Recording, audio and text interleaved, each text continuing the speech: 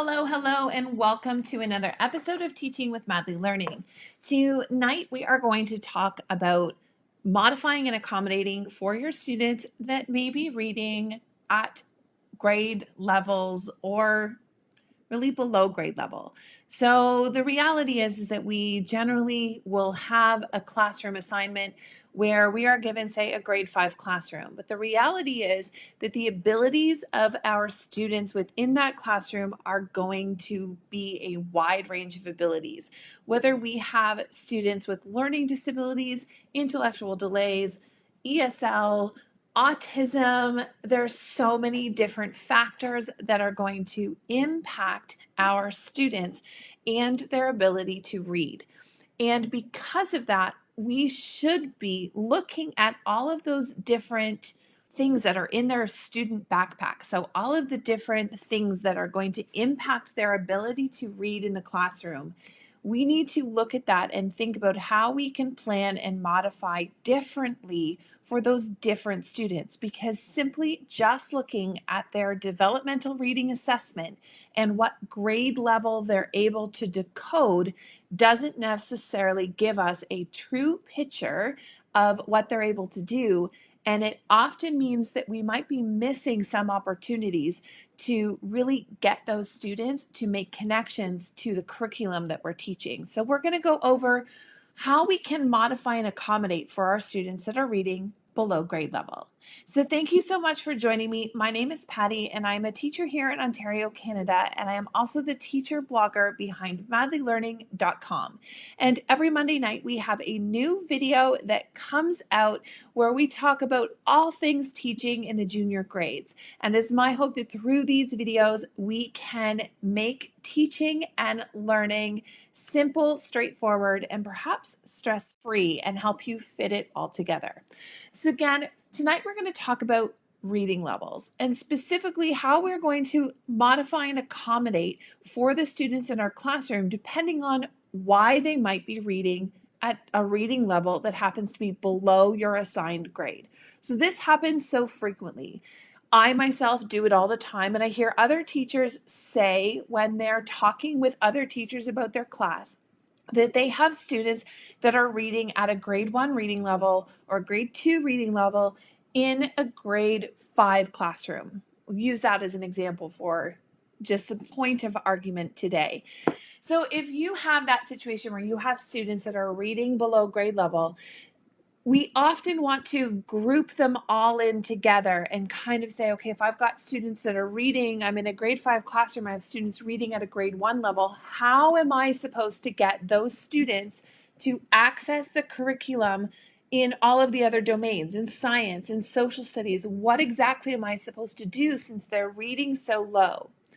Well, I think there's things that we need to look at. Number one, we need to really understand why that student is reading at that level and what their learning profile really looks like. And this will determine how we can plan to modify and accommodate for those students. So we're going to go through some of those things, and I'm going to share with you some of my personal beliefs when it comes to working with students that may not be working at grade level and how we can look at that through our language program. So I want to preface this by saying, regardless of the things that I'm going to be talking about today, each and every one of us teaches in a school board or district that has their own policies and procedures for accommodating and modifying students within your classroom, following their individual education plans and how those are created. Please always take the ideas that I'm going to share with you and make sure that they apply to your district's expectations. My goal here is to just give you some different perspectives or to stretch your thinking in ways that you can think about how you can plan to accommodate and modify for students that are reading below grade level and give them some access to the grade level that you happen to be teaching, and perhaps save you and simplify some of the work you are doing to make learning more accessible to these students in your classroom. So just to be really clear, let's go over modifying and accommodating. So these are two words that are often used when we're talking about changing or altering what students are expected to do. So when we look at accommodations, accommodations are providing supports, it's differentiation, but we're still expecting students to be able to accomplish grade level expectations with these accommodations. It's the same kind of reason why some students wear glasses and some students don't. When we provide this support, such as a student being provided with a set of glasses, those students get that corrective lens and then they're able to do the activities at grade level. It is something that we can provide to students, and we can provide it to all students, but not all students need it. And we provide it to those students and they're able to complete the work at grade level. Now, in the classroom, this could be such as alternate forms of communication. So if a student has a learning disability that means that they have difficulty outputting their ideas in written ways, then if we are not specifically assessing writing, such as when we're assessing comprehension for reading, we often assess that through a written form. An accommodation would allow that student to still demonstrate their comprehension without needing to write it, if that happens to be within their learning profile. It still means the student has to demonstrate grade level expectations because we're simply providing an accommodation, alternate ways that the student can still demonstrate grade level mastery. And it means we're going to be removing some of the barriers that perhaps are in the way of students being successful. For some of our ELL students, we can remove some of the language barriers and have our students to demonstrate grade level understanding by using demonstration tasks that we observe instead of tasks that are solely based on them communicating their understanding through their second language, which they're still learning. So there's ways that we can access some of that knowledge, and that's an accommodation. Now, modifying is where we are completely altering and changing the expectations, because even with the accommodations that we might be able to provide, we still can't get the students to access grade level expectations. We are removing or simplifying expectations for the grade level to the point where we are making them different. And when that happens, that's a modification.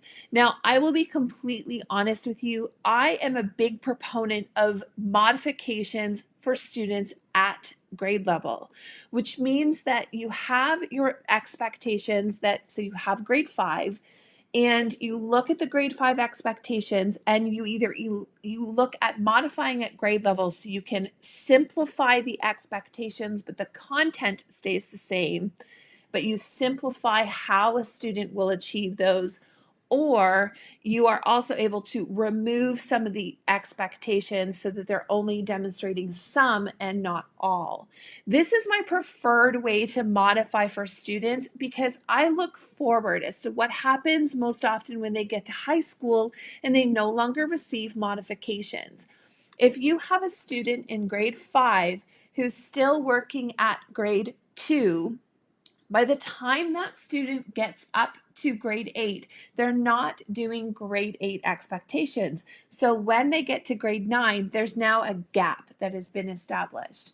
Instead, I'm a big proponent, and this comes from the influence of some special education teachers that I have worked with in the last 13 years of my career that were big advocates of modifying at grade level, as well as this is now the path that the district I'm teaching in is using, where we are modifying at grade level. If it's not something that you have considered, I would argue that this is something you could look into, or at least approach your principal and your learning resource teacher about this being a possibility when it's appropriate for some students in your classroom.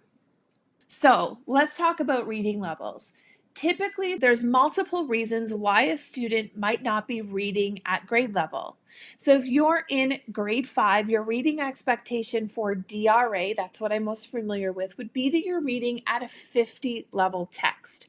Well, you might have some students that are reading at a level 24, which is mid-grade 2, or you might even have some students that are reading below that at a grade 1 level, which is 16 or even further below. My question always when students are in my class and they're presenting as reading with a huge gap is why. The first thing I want to look at is there a reason for why this student is reading with such a wide gap versus the grade level they're in? So first I'm going to look at, does this student have a learning disability? Through their OSR, through their student record, or through their student history, however your district stores documentation on students, I want to look whether or not this student has a learning disability. Now, when a student is diagnosed with a learning disability, this means that they have age-appropriate cognitive functioning. So their brain is firing and they have the thinking skills that are representative of students of their age. The problem is that there is some input or output problems that are preventing the student from showing that cognitive ability in school. It often has to do with their ability to read words on a page. It could also have their ability to communicate their ideas, working memory issues. There's a lot of barriers that a student might be facing. Knowing what is causing the learning disability will allow you to figure out what aspect their brain is struggling with the most. For some students with learning disabilities, this is where modifying for them at grade level becomes really important. For a student who has average cognitive abilities, but they have a learning disability, we want to get into that cognitive ability. So we want to access that information from our students. So we want to kind of dig in and figure out, how do I get that thinking skill out and how do I remove some of those barriers? Now, yes, there's going to be problems. They're going to be reading at below grade level, but that doesn't mean that they're not going to be able to access other parts of your program. So let's say, for example, you have a student in your class and their issue is phonemic awareness and working memory. So they have a really difficult time with reading the words on the page, but their thinking skills are on par with this other students in your classroom.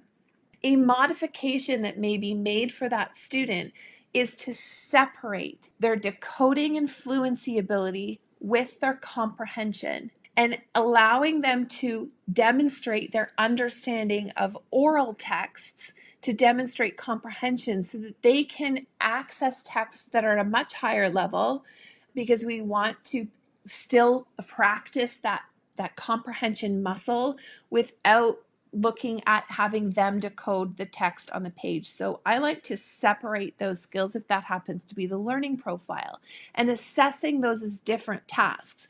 For most students, those are intertwined. They read it, we listen to them reading, and then we assess their comprehension. But for other students, let's look at those separately. They may decode at one level, but they may understand at a different level.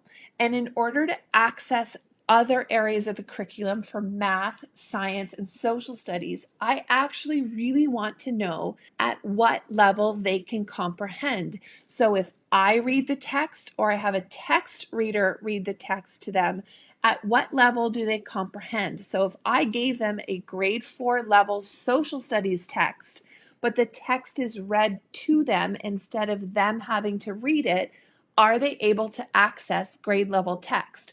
Maybe not, but maybe their ability to understand the text isn't as low as grade 1. So maybe they could understand a text written at a grade 3 level.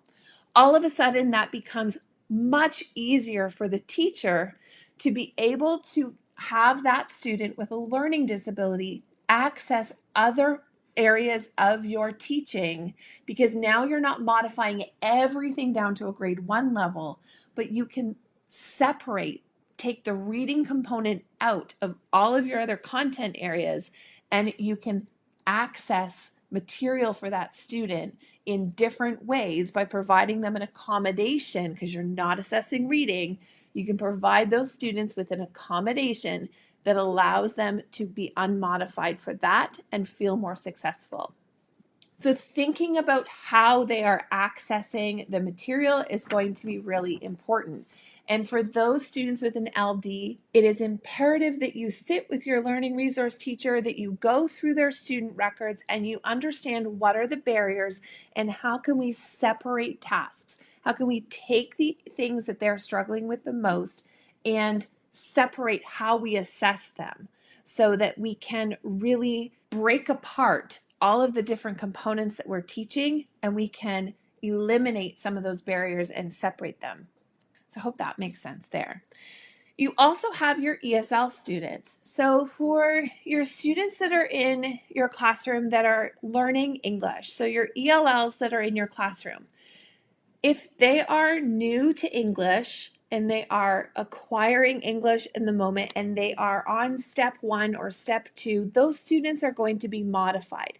Especially your step 1 and 2 students, for the most part, reading grade level texts is probably not going to be one of their goals at this point in time. It's going to be oral language development and learning some early literacy skills, but really assessing them is in their reading ability is not going to be the most accurate representation of where their cognitive functioning is, because DRA and other reading assessments are normed on English first language speakers, not on second language students. So it's a really not the greatest way to assess ability on an ELL who's in stage 1 or step 1 and step 2.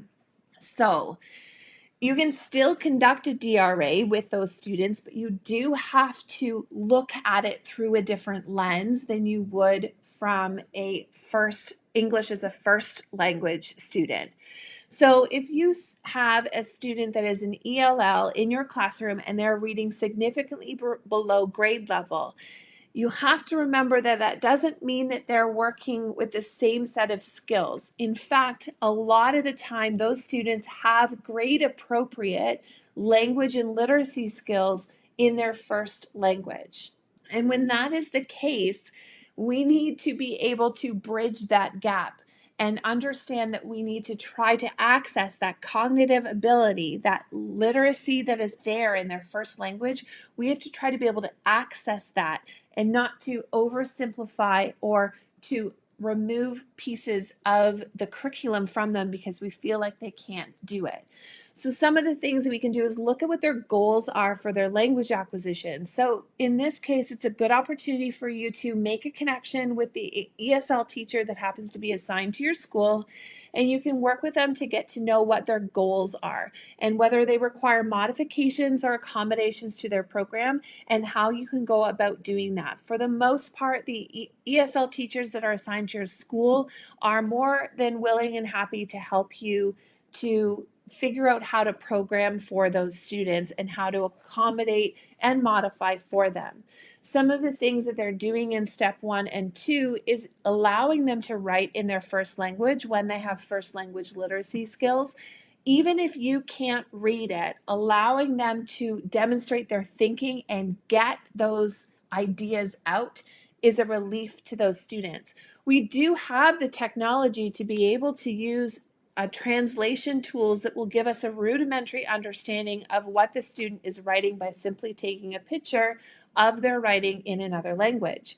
And we can translate some of that or have them read it to us and have them listen or have the dictation of the Google Translate. And we can get a gist of their understanding when they're writing in their L1. And by allowing them to do that, we are giving them the ability to communicate at the level that their brain is functioning at and removing that barrier of that language, of the language learning component that they happen to be going through. So this is the key here, is that we have to understand what is causing that delay. And if it's a language, it's not that that's their level. They're not a grade 1 student in your grade 5 classroom. They are an ELL student that is learning a language and they'll get there, but they do have grade level cognitive abilities and they're moving themselves up. Now, you also might have students that are MID, developmental delayed, or even low average students in their learning profile. Now, these students are working, generally speaking, below grade level and may not have average cognitive abilities in your classroom. This is where you'd really have to dig into their learning profile as well to figure out what exactly it is saying about how their brain approaches new learning tasks. For these students, simplified activities and repetition is going to be really helpful, especially when we're trying to build independent work skills. When we can use repetition and have lots of routine for those students, they can do independent work and we can provide simplified materials. One of the things I like to do to simplify some of the materials that I use is to use differentiated readers where I have one text, but it's at multiple levels. This allows me to really have one lesson that I need to plan and have a text level that is at multiple levels and multiple entry points for the different students in my classroom. For some reading, you can simplify it down to, say, a grade 2 level. Beyond that, it becomes a little bit more difficult. However, using tools such as Google Read and Write, and I'm going to thank Susan for this helpful tip in my Ignited Literacy group, or I think it was somebody else actually, so that's okay. I will credit that person in just a second. But a member of our Ignited Teachers PLC talked about reducing text levels to simplify it so that it's a simple summary, and that goes down. You can use Google Read and Write, and what it does is it summarizes and simplifies the text. Now, you might lose some context and meaning, but it does give students the gist of what is happening in the text that you're reading so that it is still accessible. So for some of your students that are reading at below grade level and they have a lower cognitive functioning that is below average, and this has been diagnosed for that student, then these are some of the tips and tools that you can use to make learning accessible to those students, is to use things like repetition, using the same routine every day, the same tasks as well. For some of my students that have had that learning profile of MID or DD in the classroom, one of the things that I have done with those students is the routine is they still follow along with the same centers that are in my classroom. So you'll see on the board behind me, they still follow through with those same centers. However, every week they're provided a folder, and in that folder, they're the exact same pages every week. So they look the same. So they get a picture card, and that picture card gets glued on a paper, and then they write some lines. So I give them the picture card, and then there's a template that they then glue the picture onto the template and then write 5 sentences about the picture. And that happens every single week. The picture changes, but the page that they're writing on does not. So it allows me to give them something new every week, but I'm not recreating a new document every week for their centers. And that's their work on writing. They use a picture prompt and write multiple sentences. Then for reading response, I give them a simplified text that is at their independent reading level, because again, this is an independent task.